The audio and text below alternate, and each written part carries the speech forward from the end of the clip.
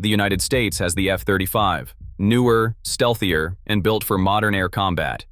So why does the F-15E Strike Eagle still appear, again and again, in Hormuz mission planning? On paper, that should not make sense. The F-15E is older, larger, easier to detect. The F-35 was supposed to replace many older aircraft in many modern combat roles.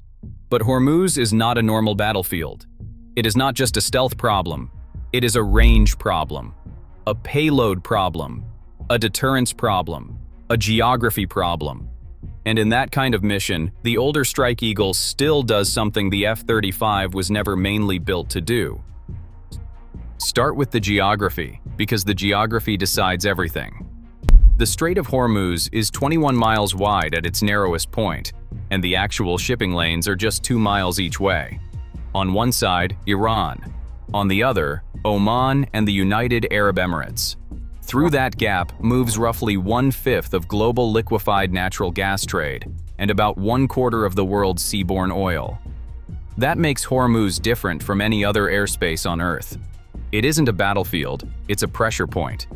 A place where tankers, cargo ships, naval vessels, oil platforms, fishing boats, drones, and helicopters all share the same narrow water, every day, peacetime or not. And the threats reflect that mix. Iran's anti-access strategy in this area combines anti-ship cruise missiles fired from ships and shore, fast attack craft, fast inshore attack craft trained to swarm, sea mines, loitering drones, submarines, anti-ship ballistic missiles, and mid-range air defenses. None of these are advanced fighter jets.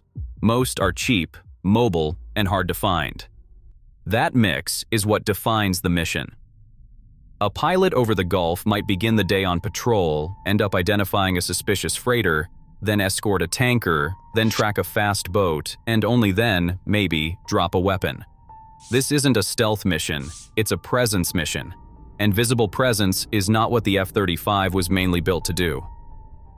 To be clear, the F-35 is an extraordinary aircraft. It is extraordinary, but for a different problem. The F-35 was designed around stealth, sensor fusion, advanced situational awareness, and survivability inside heavily defended airspace. Its job, on day one of a major war, is to slip into contested airspace, find air defenses, share that picture with the rest of the force, and either destroy those defenses or pass the targeting data to someone else who will. It is a key in a lock. It opens the door so everyone else can walk through. But that role comes with trade-offs. To stay stealthy, the F-35A carries its weapons internally. In the cleanest stealth configuration, that is 5,700 pounds of ordnance. It can carry more, up to about 18,000 pounds, but only by hanging weapons on external pylons, and that compromises much of the stealth advantage that makes it special. The F-35 is also a single-seat aircraft. The aircraft fuses the data, but the pilot still has to interpret it, prioritize threats, communicate, and manage weapons while flying and fighting. That is fine in a day one stealth penetration where the mission is narrow. It is harder in a chaotic, multi-threat environment where one aircraft has to track 6 different problems at the same time. And it is a scarce stealth asset with a sustainment burden commanders have to manage. You do not spend its low observable advantage on routine visible presence unless the mission actually needs it. So the F-35 is not a replacement for every aircraft. It is a specialized tool. Hormuz is not the lock it was built to open, and that is where the F-15E starts to make sense. Now, the Strike Eagle. The F-15E is a derivative of the original air superiority Eagle, but it is a different airplane. Built in the 1980s as a long-range strike fighter, it carries a pilot and a weapons systems officer, 2 crew, not 1. The weapons systems officer manages the radar, the sensors, the targeting pod, threats, targets, and targeting information, while the pilot flies and fights. In a chaotic place like the Gulf, that workload split is a real advantage. The payload tells the rest of the story. The F-15E can carry up to 23,000 pounds of weapons and fuel externally. That is nearly 4 times what an F-35A carries in stealth configuration. It can hang JDAMs, small-diameter bombs, laser-guided bombs, standoff cruise missiles like the JSSM, AIM-120 AMRAAMs, AIM-9X Sidewinders, and 3 external fuel tanks on the same airframe. So one airframe can be configured for the mix commanders expect that day: small boats, shoreline targets, mobile launchers, or air threats, without giving up the basic endurance of a heavy strike fighter. Range and endurance follow from that.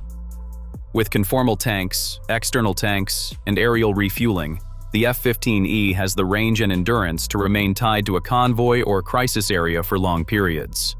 The Air Force lists its ferry range with conformal fuel tanks and 3 external tanks at around 2,400 miles. That is how you keep an aircraft above a tanker for an entire transit, not just a window. This is what people in the Air Force call a strike truck. It is not glamorous. It does not need to be. It carries weight, it carries options, and it stays. Here's the part most coverage misses. In stealth missions, being seen is a failure. In Hormuz missions, being seen is the point. Think about what an F-15E does when it shows up over a tanker convoy. Iranian coastal radars see it. Iranian commanders see it. Iranian fastboat crews see it. The aircraft is announcing visibly, deliberately, that armed American air power is already overhead, with weapons that can hit boats, missile sites, and aircraft right now. That's deterrence. And deterrence only works if the other side knows it is there. A stealth aircraft can do presence, but not as efficiently, and not without wasting part of what makes it valuable. The whole point of the F-35 is that the enemy does not know exactly where it is. Use it for visible deterrence, and you have spent a scarce stealth asset on a job a much cheaper one does better. The F-35 can absolutely contribute around the Gulf as a sensor node, a command and control asset, or a strike platform when the mission demands stealth. The point is not that it cannot do the mission. It is that Hormuz often does not reward its most expensive advantage. In Hormuz, the goal is not to win a battle. The goal is to prevent one, to keep shipping moving, to make escalation costly enough that nobody starts. And for that, an F-15E hanging weapons in plain sight does more work than a stealth jet nobody can see. Look at how American air power actually divides the work in this kind of campaign. When the United States plans deep strikes against hardened, heavily defended targets, the kind of mission that demands penetrating dense Iranian air defenses, aircraft like the B-2 and the F-35 make sense. Stealth airframes for stealth jobs. When the United States wants to keep a choke point open, to escort tankers, watch for mines, deter fast boats, and sit visibly above the shipping lanes, that is a job for strike trucks. The F-15E often fills that role. It is sometimes joined by older platforms like the A-10 for specific tasks, and by B-52s for standoff strike weight when the air picture allows. This is not a competition between the F-15E and the F-35. It is a division of labor. The F-35 opens the door. The F-15E carries the weight through it. That logic is also why the United States Air Force is not shrinking its non-stealth fleet. It is pushing to grow it. The Air Force's fiscal year 2027 budget request seeks to more than double the F-15EX Eagle II fleet, from 129 to 267 aircraft, though Congress will decide the final target. That is not a replacement for the F-35. It is a BET that the future force still needs a non-stealth heavy fighter with range, payload, and magazine depth. When the Air Force itself is making that bet, it tells you the strike truck role is not a holdover. It is a deliberate choice. This isn't just a Hormuz story. It's how American air power actually works. The B-52 is more than 60 years old. It's still flying because it carries massive standoff payloads over intercontinental ranges and launches weapons from outside enemy air defenses. The A-10 has kept coming back from the chopping block because in the right environment, its endurance and weapons still solve problems few other jets solve as cleanly. The pattern is the same with the F-15E. Old aircraft don't survive because they're sentimental favorites. They survive when they keep solving real problems that newer aircraft solve worse, more expensively, or not at all. The F-35 did not make the F-15E obsolete. It made it specialized. Each aircraft now has a clearer role, the F-35 for missions that demand stealth and sensor fusion, The F-15E for missions that demand payload, persistence, and presence. Hormuz lands squarely in the second category. And until the geography of the strait changes, until Iran goes away, until the choke point gets wider, until the mix of threats stops being a chaotic blend of cheap and expensive, this is not going to change. So when you see the F-15E flying Gulf and Hormuz missions instead of the F-35, you are not looking at the past beating the future. You are looking at the right tool for a job stealth was never meant to solve by itself. The F-35 is the better stealth aircraft. That is not in dispute. But Hormuz is not a stealth problem. It is a payload problem, a range problem, a deterrence problem, a geography problem. And in a place built around all four, the strike truck still wins. That is not a story about an old jet refusing to die.